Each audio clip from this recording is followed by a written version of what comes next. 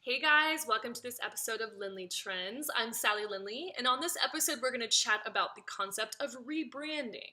So I wanted to talk about rebranding because it's something that I go up against with my clients on a regular basis inside of fashion or beauty, and I wanted to talk about what it takes to rebrand a business. So rebranding kind of became super popular in the 90s when Louis Vuitton decided to bring on Marc Jacobs, and that pretty much was a big part of Miuccia Prada creating clothes in a runway show for the Prada brand, and Gucci deciding to do a runway show and have Tom Ford design clothes for Gucci. So Gucci, Prada, and Louis Vuitton, all of them, and Hermes as well, were all just kind of luggage, like stodgy luggage and small goods, hand goods, leather goods, accessory lines. They didn't have clothing, they didn't have runway shows, and the big, at the time it was Gucci Group that's now Kering and LVMH decided to turn these into much bigger brands and to do a sort of, I guess it is a rebranding of these brands. So they brought in young, cool designers to create a vibe and an overall look for these brands just outside of, and to help promote the handbags and luggage that they were already creating. So basically they wanted to create a whole luxury market of clothing that wasn't really there in this capacity before the 90s when this all kind of started to kick off. Now, I think the most successful rebrand in the last couple of years has been Phoebe Philo at Celine and Riccardo Tisci at Givenchy. Givenchy was restarted at the same time that LVMH was redoing Louis Vuitton. They had Alexander McQueen in there. They had John Galliano before that, before they put him in Dior. And it was, Givenchy kind of went through a lot of different stages of changes with designers. I feel like Givenchy has really become its own thing under Riccardo Tisci. He's been there longer, really, than anybody else, other than Mr. Monsieur Givenchy himself, Hubert Givenchy, David Givenchy, who is Spanish. But I think that Riccardo Tisci has really put Givenchy back on the map, made it a cool brand, attracted a lot of youth culture style celebrities like Kanye West and all those guys.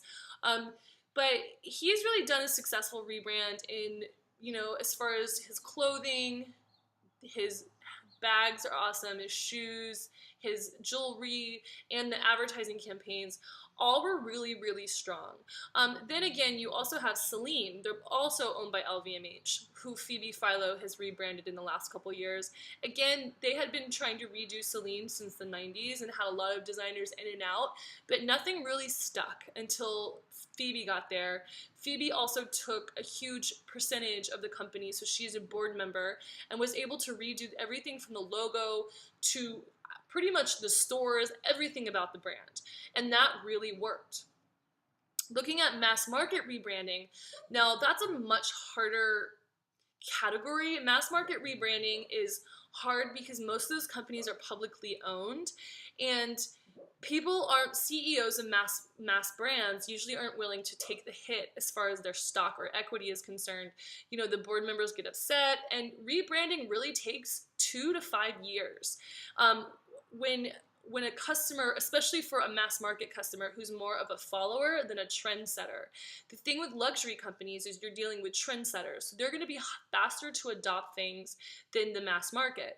When you're in the mass market, it is absolute follower mentality. So they need to see the brand being consistent for at least 4 seasons or 2 years before they're really going to re-trust a brand. And building trust is really what rebranding is about, is becoming consistent. It's deciding who your demographic and your woman or your man is, and it's sticking to it for at least 2 to 5 years, 5 years if you can, but having your board and your equity partners and your investors be open to losing money in that time when you're rebranding.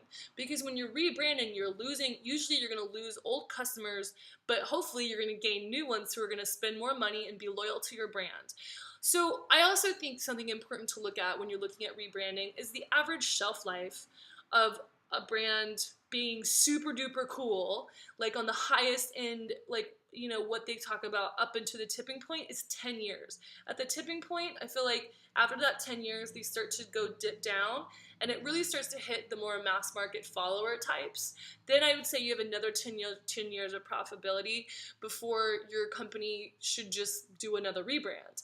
So that's a quick look at rebranding. I think it's an important thing for business owners and fashion consultants and anybody in business in fashion or beauty to look at, just because it's so popular since the 90s.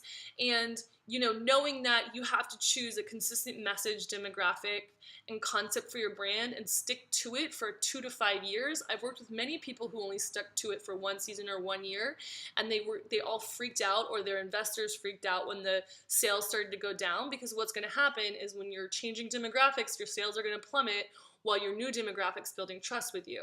So you have a period of about 2 years where it's just based on publicity and getting the word out that you have a new brand, a new look, and a new demographic. So that's my take on rebranding. Hopefully that was helpful. And definitely take a look at your fashion brand and see where you are as far as brand recognition, as far as knowing your demographic, as far as having a consistent message. And maybe you need a rebrand. Maybe you just need to stick to a consistent message and work with your demographic. But it's always important to see where you are as far as your brand goes and where you are in your tipping point, and if you need to rebrand or not. So check it out, and I will see you guys in the next episode of Lyndley Trends. Check you later.